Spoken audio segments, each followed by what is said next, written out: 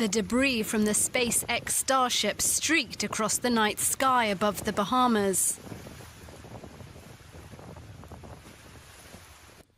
Rocket enthusiasts who had gathered to watch the spacecraft lift off saw it explode just minutes later. The Starship appeared right where it was supposed to be, kind of rising up. Initially, it had this beautiful big they call it a jellyfish umbrella, where the sun reflects off the exhaust fumes, and everything looked normal. And then it maybe got about 20 degrees above the horizon and, turned into a huge ball of fire. Video footage shows the 123-meter-long rocket make an initial clean ascent from Texas before things started to go wrong.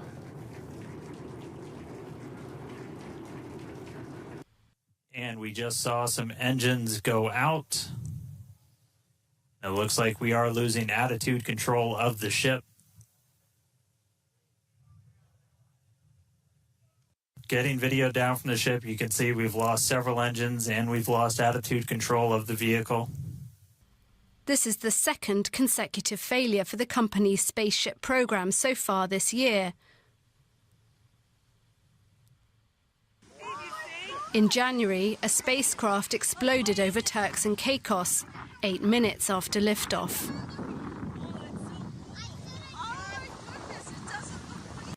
In a social media post, SpaceX's engineers say they plan to learn from their latest failed mission. But this is a blow to owner Elon Musk's ambitious rocket program.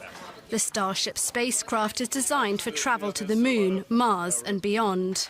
Musk has become a close advisor to US President Donald Trump, who recently reminded Congress of his own space ambitions. We are going to conquer the vast frontiers of science, and we are going to lead humanity into space and plant the American flag on the planet Mars and even far beyond. Experts are divided on if and when a mission to Mars will be viable.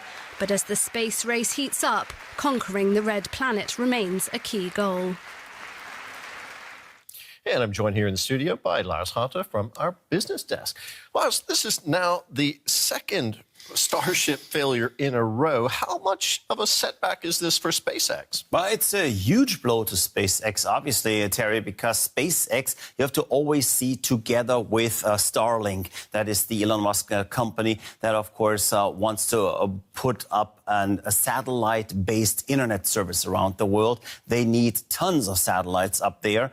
And so what he's trying to do here, launch these larger rockets and get more satellites up to get that done, also comes with huge government contracts. And a second failure like this, of course, says we are not quite there. We're not as far as SpaceX wanted to be. And that, of course, doesn't bode well for Starlink either. But what's even more interesting, really, is the question here, what comes next? Because we're now running into trouble with the FAA, the Federal Aviation Administration. They have to investigate SpaceX. They have to investigate their safety record, analyze what went wrong there, and they have to actually sign off on any further future launches. Now, the FAA, however, has seen hundreds of people fired by DOGE, which is now run by Elon Musk or by Trump officially. So there's a lot of problems there, huge conflicts of interest. As a matter of fact, there's a report out that says that workers at the FAA were threatened with being fired if they stand in the way of Elon Musk. So we're going to see how the FAA is now dealing with SpaceX. Elon Musk has his fingers in many pies, also as a businessman. It hasn't been a great 24 hours for Elon Musk, it must be said. How are his other companies doing? It hasn't been a great couple of days or weeks or months for Elon Musk, actually. If you just look at the news and what he's doing politically, it's been fantastic for him because he is getting more powerful every day, it seems. But yeah, his companies are not doing well at all. Let's look at Tesla. Obviously, his most important, his biggest company, and the one where most of his wealth is based into. Tesla isn't doing good at all. EV sales, electric vehicle sales, are actually actually up around the world, but Tesla sales are down. And Tesla, of course, was the #1 brand in that sector for a long time. Now, there's a couple of reasons. It might be Elon Musk, of course, but also Tesla hasn't had any new models out for a long time, when you, maybe aside from that despicable Cybertruck that nobody seems to be buying, and in most countries not even actually allowed to drive. So there's massive problems, including, of course, also competition from China, which is generally a problem for the entire auto sector.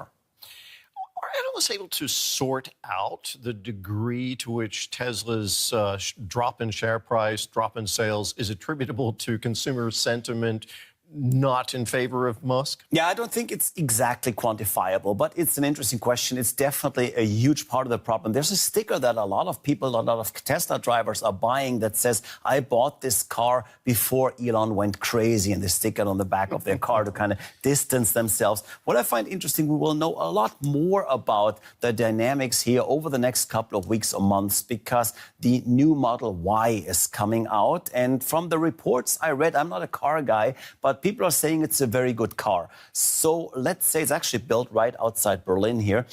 If that one comes out and it doesn't sell well, then we know that it's mostly because of Elon Musk.